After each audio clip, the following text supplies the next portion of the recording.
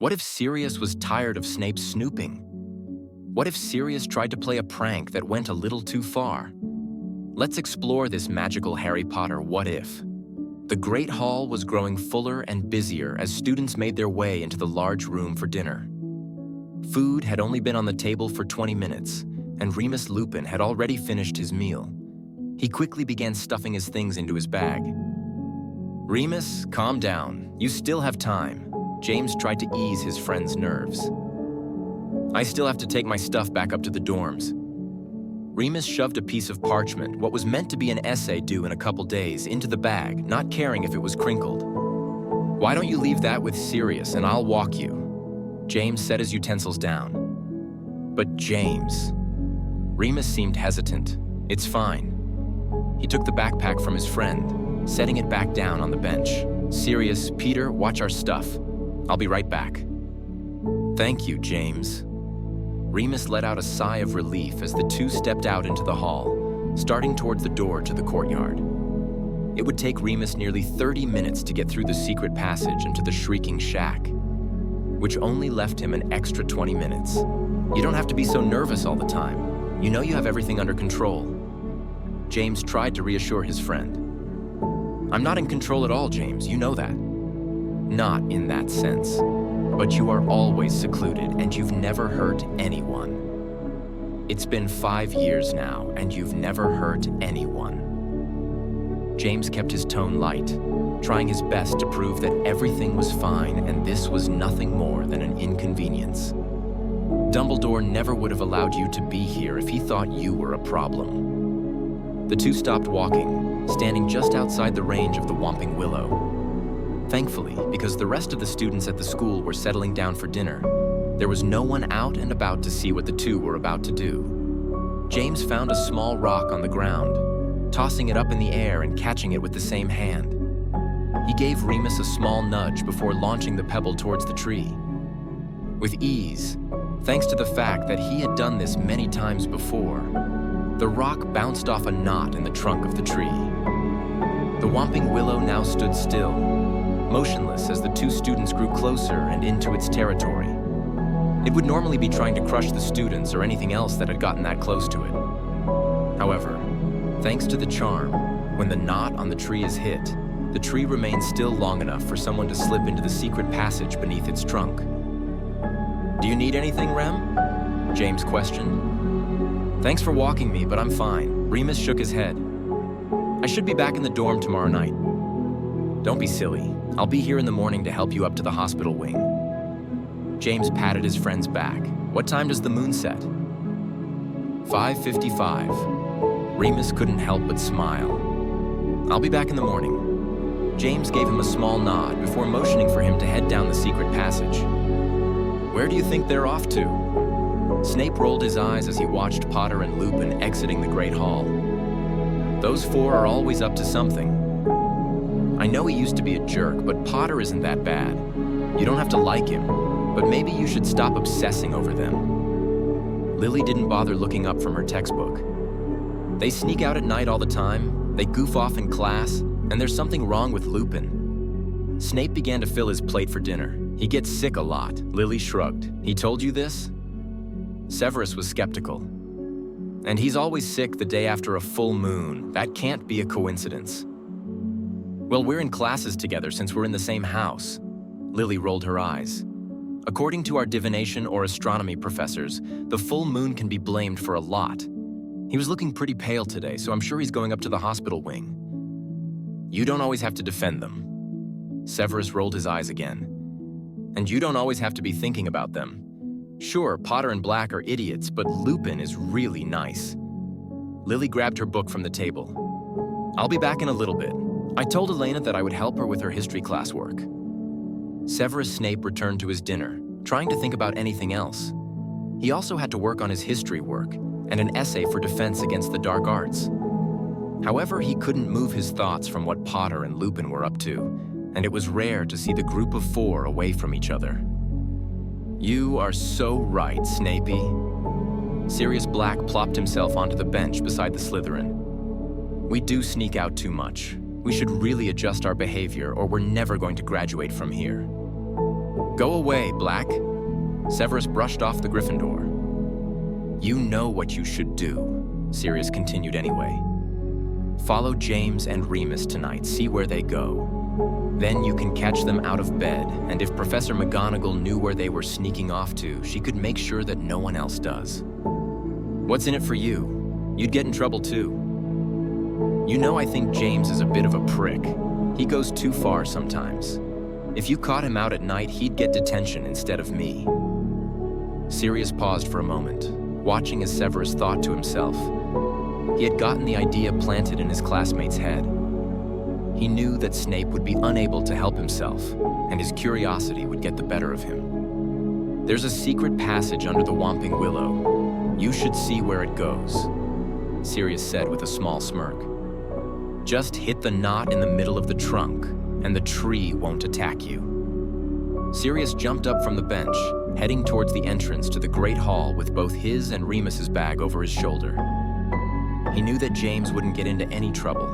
Both he and James would be safe in their dormitory while Snape went around snooping in the night. If he could even make it past the Whomping Willow successfully, he would find himself face to face with a werewolf. Maybe then, Snape would leave their friend group alone. He would stop being so nosy and leave him and James alone. At least that is what Sirius was hoping for. He couldn't even study in the library without Snape thinking that he was up to something. Sirius returned to the common room feeling rather proud of himself, thinking that he had finally gotten Snape off his back. He and Peter got to work on their assignments that were due the next day, gathered around the table in front of the fireplace. It was only about 20 minutes later that James came up to the common room as well. The three continued to work on their coursework, making jokes and wasting time, causing things to take far longer than they should. As the night grew later, it was time for them to head to bed. James was the first to suggest it. We should get to bed. I told Remus I would meet him in the morning. James collected his papers. Sirius, I meant to ask you, what were you talking to Snape for? Peter questioned, following James and cleaning up his work. Oh, nothing, just a little prank. Sirius chuckled as the three of them started up the stairs into their room. Again? James questioned. Maybe we should cool it. I don't like Snape either, but we don't need to bother him all the time. What is it this time? Peter questioned. I told him to go down the secret passage. Sirius dropped onto his bed, allowing his homework to drop to the floor. What? James's smile dropped, quickly turning to face his friend. I told him to go down the passage, Sirius repeated. He'll never get past the Whomping Willow, and if he does, he'll find a werewolf that will take him out of commission for a couple of days. Sirius, please tell me you're joking. James grew worried, immediately thinking of the worst-case scenario. Don't look at me like that. It's what he gets for always trying to get us in trouble. Maybe he'll leave us alone after tonight. Sirius couldn't see what he had done wrong. If the Whomping Willow doesn't send him to the hospital wing, he'll find a werewolf that doesn't have any control and it will kill him. James explained. You'd really have Remus kill someone just so you don't have to see him anymore? Remus wouldn't kill him. Sirius rolled his eyes. Remus won't be in control, so Remus will kill him and will be stuck with that for the rest of his life. You can't seriously hate Snape so much that you would get him killed and have Remus be the one to do it. James stood his ground for a moment, waiting for Sirius to explain himself. When Sirius remained silent, James quickly left the room. He had to try to get to Snape before he got hurt, and hopefully before he saw Remus. He took the stairs as fast as he could. He didn't even waste time grabbing his jacket. The prefect was in the common room and reminded him that curfew was in less than 30 minutes and that he should be back in time. But he didn't even respond, continuing out the door. Since it was so close to curfew, there was almost no one in his way as he charged down the stairs, moving as fast as his legs could carry him. It seemed like the stairs were never ending until he saw the front door to the school. As he charged out into the night, he didn't bother to even look around as he turned toward the Whomping Willow. A teacher could have seen him, and he'd never know it. The sky was already dark. The only thing providing light was the full moon that sat above the tree line. It seemed larger than normal, or rather it felt more daunting that it was a full moon. James forced himself to run faster. As the Whomping Willow came into view, he could just barely see a person beneath the tree. The willow wasn't attacking the person, which means that Snape had successfully hit the knot on the trunk and was about to climb down the secret passage. "Snape!" James tried to call out. "Snape!" The Slytherin didn't hear him, or perhaps chose to ignore him, going down the secret passage. James was able to get himself to the base of the tree before it began to move again. The hard part would be catching up with Snape in the small tunnel. In order to walk through the secret passage, he had to bend over almost completely, and he would still be worried about hitting his head. This didn't matter right now. He had to get to Snape. "Snape!" He tried to call out to his classmate again. "Snape, stop!" The tunnel opened up a little, just enough for James to stand up a bit more and move faster. He was moments from getting to the end of the tunnel and the entrance to the Shrieking Shack. Snape was there, trying to peek out of the tunnel to see what would be waiting for him. "Snape!" James hissed, trying to keep his voice low so Remus wouldn't hear. He took Snape by the shoulder, pulling him back away from the exit. "Out of my way, Potter!" Severus snapped, barely keeping a hold on his balance. "You can't keep this secret anymore. I know you sneak out here all the time. Snape, we have to get back to the school. It's dangerous out here." James ignored the vague threats. "You can tell McGonagall I snuck out, okay? We just have to go back to the school." "So that she doesn't know about this secret passage? So you and Black can use it again tomorrow night? I don't think so." Snape's voice began to grow louder. "I'm tired of you and Black thinking you can do whatever you want. We're under Hogsmeade right now, aren't we? You guys sneak out to the village." "Quiet!" James tried to shush Snape. "What are you hiding, Potter?" Severus yelled. James lunged forward, covering the other boy's mouth with his hand. He held his breath for a moment, hearing a howl and scratching noises just inside the Shrieking Shack. Remus in his werewolf form shouldn't be able to fit through the tunnel, so the two should be safe for now, but he didn't want to take that risk. It would be best if Remus didn't hear them in the tunnel. "What was that?" Snape questioned quietly as James slowly released him. "I'm sorry that Sirius tricked you, but we have to go back to the school." James tried to convince him again. "I'm not leaving until I know what you're hiding." Snape stood firm, though his voice was much quieter this time. "Either you show me or I'm going in there." He tried to step towards the exit again. "Okay, stop." James moved in his way. "I'll tell you, but if you go in there, you could really get hurt." "Remus is in there."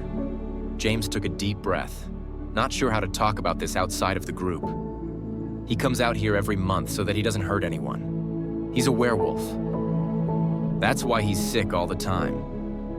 Snape didn't seem as shocked as James was expecting. "He's in the middle of his transformation right now. He doesn't have control. If you go in there, the werewolf will try to kill you." James paused for a moment. "I'm sorry Sirius tried to send you in there. I rushed down here as soon as he told me what he did." Snape was quiet, slowly stepping towards the exit and taking a look through a small gap in the door. In the center of the Shrieking Shack, moving around as if looking for something, was a large wolf, though this wasn't quite like the non-magical animal. This creature was long and lanky, and there was far less fur than to be expected. It was nearly twice the size of what you would think a wolf to be, and far bigger than Remus should have been able to turn into. "He tried to kill me." Snape turned back to Potter. "I'll go straight to Dumbledore and have you all expelled. As if such a monster would be allowed here at the school. Please, we can tell Dumbledore what Sirius did. He deserves that. But Remus is a good person, and he's never hurt anyone. Could you please not tell anyone about him? Everyone deserves to know that a monster has been in the school with them this whole time." Snape turned and started back toward the school. James was worried for a moment, but he knew that the Slytherin was going straight to Dumbledore and couldn't start spreading the news of Remus while everyone was asleep for the night. Instead, James decided to wait for Remus and take him straight to the hospital wing as soon as he turned back to his normal self. As the morning began, James was woken up by the sound of the door opening. Remus slid himself into the secret passage, barely able to keep his footing, and his hand gripping his upper arm. He was shocked to see his friend there on the ground. "James? Hey, Rem." James's voice was tired as he forced himself to his feet. "You're hurt?" "It's not that bad. I'm really just tired. Let's get you to the hospital wing." By the time that the two had gotten back to the school grounds, Remus was barely keeping himself standing. James was prepared to take care of everything. He hit the knot on the trunk of the tree, and then set Remus up so he could carry him on his back up to the hospital wing. James hadn't even reached the front door when he realized that Remus had fallen asleep. Madame Pomfrey was ready for Remus, knowing exactly what time the full moon had set. James collapsed into the chair beside the bed, watching as the healer took care of Remus. She assured him that he could go back to his dorm, but James didn't feel like he could leave Remus there alone this time. Breakfast was in full swing when Dumbledore came into the room for a visit. Remus was still fast asleep, his arm now bandaged up thanks to Pomfrey. "Mr. Potter," Dumbledore announced his presence. "Professor?" James got to his feet. "I've just heard a very interesting tale from Mr. Snape," Dumbledore spoke calmly. "Is Mr. Lupin all right?" "Just a scratch on his arm." James nodded. "I'm sorry. I was going to tell you what Sirius did." "There is nothing to apologize for, my dear boy," Dumbledore assured him. "You could not have known what Mr. Black had intended. What matters is that you saved Snape's life last night. As you told him, had he gone into the Shrieking Shack, it is likely that he would have been severely injured or killed." "What does that mean for Remus? Is he going to have to leave school?" James questioned. "Not at all. I have explained the situation to Severus, and he has been told not to discuss last night's events again." "And Sirius?" "I will attend to Mr. Sirius Black. He is in a great deal of trouble, I'm afraid." "But he's not expelled?" "Not this time." Dumbledore shook his head. "I must thank you, James. Last night could have been very tragic for all had you not stepped in. It was very brave of you, and I understand that you and Mr. Snape do not get along. However, it is quite something that you saved him anyway." "Thank you." "Of course, Professor." When Remus woke later that day, he was immediately told of what had happened. He was, of course, furious with Sirius. His secret was now blown, and though Dumbledore had ordered Snape not to tell anyone, that didn't give him any confidence that his secret was safe. It was lunchtime when Remus was released from the hospital wing. He went straight for the courtyard where he knew that James, Sirius, and Peter enjoyed their lunch break. "Remus?" James questioned first. "Madame Pomfrey said you would be there until dinner. Are you okay?" "Hey, Rem, is your arm all right?" Sirius noticed the bandage around his arm. Remus didn't answer either of them. Instead, he walked up to Sirius, his arm pulled back before he took a swing at his friend. Remus hit his fellow Gryffindor hard enough to knock him back onto the ground. Everyone stood still for a moment, unsure if they had believed what just happened. Sirius gazed up at Remus, his hand clasped over his cheek that was now turning a bright red. "What the hell?" Sirius shouted. At the same moment, James moved between the two, placing a hand on his shoulder. "Remus, what are you doing?" "What is wrong with you?" Remus shouted. "Why would you think that was okay?" "Remus, I'm sorry, I wasn't trying to hurt you." Sirius apologized, pulling himself back to his feet. "Didn't want to hurt me? It seems like you were trying to ruin my life." Remus was yelling. Thankfully, the courtyard was empty except for the four. "I almost killed someone last night. Would you have felt guilty at all, or is that why you sent him to me, so that I could be the guilty one?" "Remus, take a breather," James tried to calm him. "Let's talk about this later." "I'm leaving Hogwarts." Remus ignored James. "Good job, Black. That's our theory. Harry Potter's time at Hogwarts has many magical stories. Don't forget to like and subscribe to see what other magic we uncover.